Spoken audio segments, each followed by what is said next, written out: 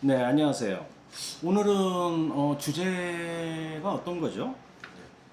오늘 주제는 예. 보험 회사가 말하는 교통사고의 후유증이란 바로 이런 거 설명 아, 좀 예, 해볼까요? 예. 이제 그 교통사고 나서 이제 후유증 얘기하는 거죠. 네네. 아, 이거 조금 좀 그 단어에서부터 조금 우리가 깊게 좀 생각해야 돼요. 자, 일반적으로 이제 교통사고 환자들이 만약에 골절이 됐다 해서 이제 수술을 하고 나중에 이제 물리치료하고 이제 합의를 요구를 합니다. 보험회사에서 할 때. 네. 그 보호자들은 이런 얘기를 좀 많이 해요. 합의서를 쓰면서 혹시 나중에 후유증 있으면 어떻게 할 겁니까? 이런 얘기 물어봅니다. 그러면 보험회사에서는 꼭 그렇게 얘기합니다. 후유증이 생기면 나중에 뭐 이렇게 에, 보상을 해주거나 네. 아니면은 그 치료 다 가능합니다. 이렇게 얘기를 해요. 그런데 합의서 용지에다 쓸 때는 후유증이란 말도 쓰지만 일반적으로 정확히 보험회사에서 쓰는 단어는 뭐냐면 후유장애입니다. 네네. 그래서 이제 환자들은 후유증이라고만 하면은 그 말이 후유장애까지도 포함되는 의미를 갖고 있는 거예요. 피해자들은. 네. 그렇지만 후유증과 후유장애는 틀리죠. 그래서 그 보험회사에서 후유증에 대해서 나중에 책임진다 이런 얘기는 합의 한번 하면 참 힘들어집니다. 네. 왜 그러냐면 자 우리가 이제 과연 그러면 그 보험회사가 얘기하듯이 후유증에 나중에 후유증이 생기면 책임진다는 말이 맞을 것인가? 이건 맞지 않습니다. 정확하게 말하면. 네. 자, 그러면 보험회사가 책임져주는 후유증이라는 것은 무엇인가에 대해서 이제 말씀을 드리면 후유증이라고 얘기하는 보험회사에서 얘기하는 후유증은 후유장애를 의미하는 겁니다. 후유장애가 있으면 나중에 보상이나 치료가 가능합니다라고 합의서에 씁니다. 네. 그러면 피해자들은 그게 후유증인가 보다 하고 사인을 하는 거예요. 사인하고 이제 돈을 받았죠.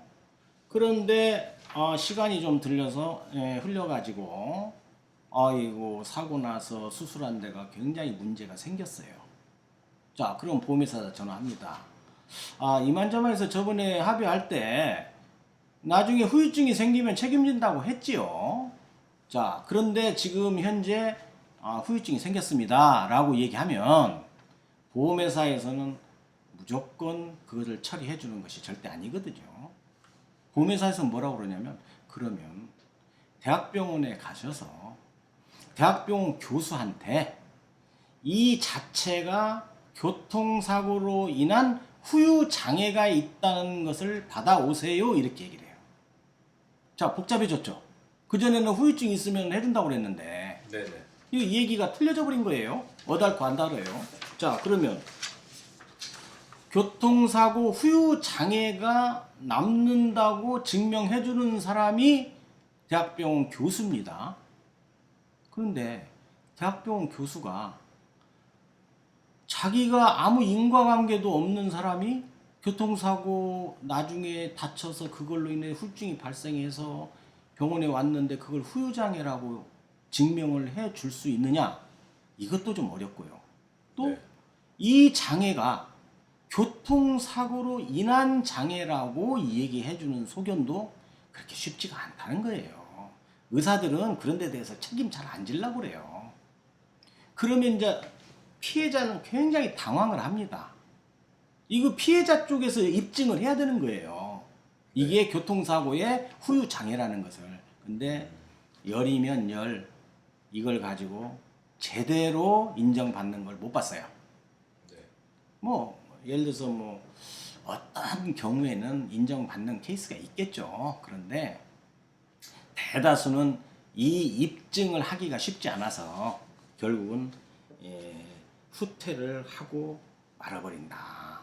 그래서 합의할 때는 그런 문제도 좀 잘 약조를 해야 돼요. 보험회사하고. 그 다음에 종합병원 같은 데 가면 대학병원 교수가 있는데 그 교수님이 만약의 경우에 보험회사 자문이라고 하면 어떨 거예요?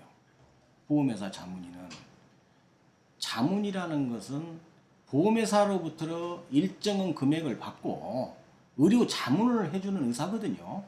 지금 굉장히 많아요. 대학병원에. 그럼 의사 선생님이 누구 편에 서겠어요? 약간의 뭐 방향은 아무래도 보험회사 쪽에 조금 옆에 설 수가 있어요. 그게 뭐 다 그렇지는 않죠. 그렇지만은 사람의 심리가 그렇게 돼 있습니다. 그래서 만약의 경우에 보험회사 자문인을 만난다 그러면 그건 최악이죠. 네. 그래서 지금 이제 다뤄본 얘기는 그러면 결론적으로 말하면 보험회사하고 합의할 때는 문구 하나를 신중하게 해야 될 것이고 그 다음에 보험회사하고 합의서를 작성하고 나서 그 다음에 후유증이나 후유장애가 발생하지 않는다는 어떤 판단이 있을 때 네. 그때 합의하는 게 좋겠다. 그런 생각입니다. 그러려면 합의를 서두르면 안 된다는 것이죠. 네.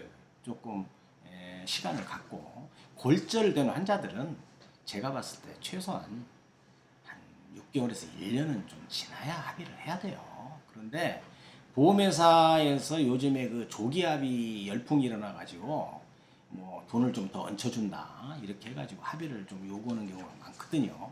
그러면 그렇게 서두르는 합의가 결국은 잘못될 수가 있다 이제 이런 생각이 들어요. 그래서 그 우리가 보험회사의 어떤 그 횡포에 의해서 2차적인 피해를 입으면 절대 안 되니까요. 1차적인 피해가 교통사고에 대한 피해 아니겠습니까?